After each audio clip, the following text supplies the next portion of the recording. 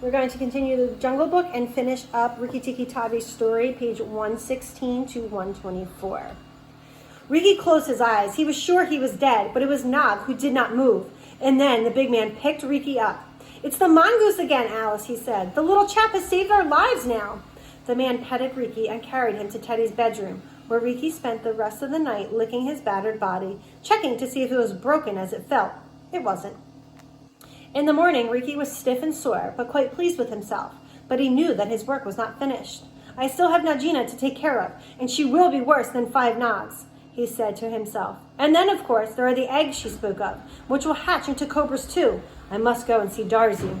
Not waiting for breakfast, Rikki went into the garden to the thorn bush where Darzee had made his nest. The tailor bird was singing a victory song at the top of his lungs, celebrating the news of Nog's death. "You foolish tuft of feathers," Rikki said, a little bit annoyed. "Didn't Darzee realize this was serious business? You're safe enough up there in your nest, but it's war for me down here. Stop singing for a minute." "I will stop for the great and beautiful Rikki," the bird replied. "What is it, O killer of the terrible Nog, great Rikki Tikki with the white teeth?" "Where is Najina?" Rikki asked, trying not to sound impatient. "On the garbage heap by the stables, mourning for Nog," Darzee replied. "And do you know where she keeps her eggs?" Rikki asked. "In the melon bed on the end nearest the wall, where it is sunny all day." Darzee looked at Rikki sadly. "But Rikki, you are not going to eat her eggs, are you?" For Darzee was a foolish bird who did not realize that cobra eggs hatch and grow up to be dangerous cobras. But his wife, a sensible bird, knew this to be true. She flew off to the garbage heap to distract Najina so Rikki could dispose of the cobra eggs. "Oh, my wing is broken," cried Darzee's wife, fluttering over Najina's head. Najina slithered along the dusty ground toward Darzee's wife. "You warned Rikki Tikki yesterday when I was about to kill him," she hissed, "and now you've chosen a bad place to be lame." "The boy in the house threw a stone and broke my wing," Darzee's wife cried, sounding desperate. "Though you will soon be dead too, it may be a consolation to you that tonight the boy will lie still forever. Little fool, look at me." Darzee's wife knew better than to do that, for a bird who looks into a snake's eyes gets so frightened it cannot move. So instead she fluttered on just above the ground, moaning about her pretend broken wing. Meanwhile, Rikki hurried off to the melon patch, where he found 25 Wilt's cobra eggs nearly ready to hatch. Working quickly, Rikki bit off the top of each egg, taking care to crush the cobra inside. "I'm not a day too soon," he told himself. The snakes were about to hatch, and as soon as they did, they would be able to kill both a mongoose and a man. Rikki had crushed all but 3 of the unhatched cobra eggs when he heard Darzee's wife scream. "Rikki," she shouted, "I led Najina toward the house and she has gone into the Vendera. Come quickly, she means killing." Rikki smashed 2 of the remaining 3 eggs and picked up the 3rd one in his mouth. Then he raced towards the Vendera, where Teddy and his parents were having breakfast. But instead of eating, they sat stock still, their faces white as sheets. Najina was coiled at the base of Teddy's chair, swaying her head to and fro and crooning a song of triumph. "Keep very still, you 3, she hissed. "I am not ready yet. If you move, I strike. And if you do not move, I strike. You foolish people who killed my Nog." Teddy stared hard at his father, but did not move. "Najina," Rikki called behind them. Go look at your eggs in the melon bed." The big snake turned halfway around and saw the egg in front of Rikki on the Vendera. "Aha!" she cried. "Give it to me!" Rikki's eyes glowed red as he put his paws on either side of the egg. What price for an egg for a young cobra? For the last one, the very last of the brood. "The ants are already eating your other children down in the melon bed."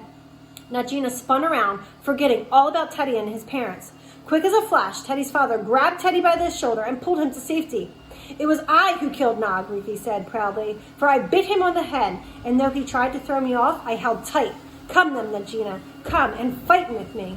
Najina knew that she had lost her opportunity to kill Teddy, and also saw her egg between Rikki's paws.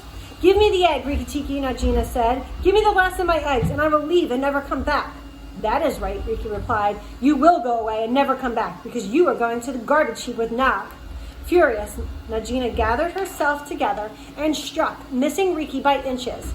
Rikki bounded all around her, his eyes like little red coals. She came at him again and again, missing each time. But Rikki was moving further and further away from the egg, while Najina was getting closer. Finally, Najina lunged and caught the egg in her mouth. Then, flying like an arrow, she tore down the path toward the hole. Rikki was fast on her heels. He knew that he had to catch her, or trouble would begin all over again. but a cobra fleeing for her life is very fast indeed. As Najina and Riki approached the thorn bush, Riki could hear Darzee still singing his song of triumph, but his wife was smarter and swooped down to distract the escaping cobra. Lowering her hood, Najina paused for less than a second and raced on. But that half a second was all Riki needed to inch closer, and as the cobra slithered into her hole, Riki locked his teeth around her tail and followed her in, sinking his feet out to slow her progress. But it was deathly dark in the hole, and Riki did not know when the narrow passageway would open into a chamber and give Najina room to turn around and strike. Outside, the grass above the cobra hole stopped waving, and Darzee and his wife looked sorrowfully at the spot where Riki had disappeared. For though a mongoose occasionally followed a cobra into its hole, it almost never came out again. "It's all over for Riki Tiki," Darzee sang mournfully. "Valiant Riki Tiki is dead, for Najina will certainly kill him underground." He sang and sang, making up the words as he went along. And just as he got to the most sentimental part of the song, the grass above the cobra hole quivered again, and a very dirty Riki Tiki Tavi emerged, licking his whiskers.